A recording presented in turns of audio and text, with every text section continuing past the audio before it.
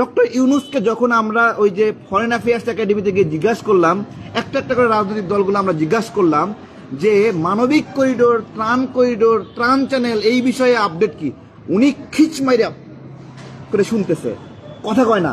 আবার আরেকজন এসে বলে মানবিক করিডোর বিষয়ে জানতে চায়, আবার শক্ত করে চুপ করে বসে থাকে, মুখে টেপ দিয়ে লাগায় রাখছে যে মানবিক করিডোর বিষয়ে একটা কথা বলবে না, সাংবাদিক জিজ্ঞাসা করলে বলবে না, রাজনৈতিক দল জিজ্ঞাসা করবে না, কারণ ওনার একটা কমিটমেন্ট ছিল আমেরিকার কাছে যে এইখানে মানবিক করিডোর দেবে, এইখানে যুদ্ধ চ্যানেল দেবে, যার মধ্য দিয়ে রাখাইন আর্মিকে অস্ত্র সরবরাহ করবে। আমেরিকা রাখাইন আর্মিকে দিয়ে প্রক্সি যুদ্ধ করবে, এই তো প্রক্সি যুদ্ধ করবে। আর ওইদিকে চায়না জান্ত সরকার দিয়ে প্রক্সি যুদ্ধ করবে।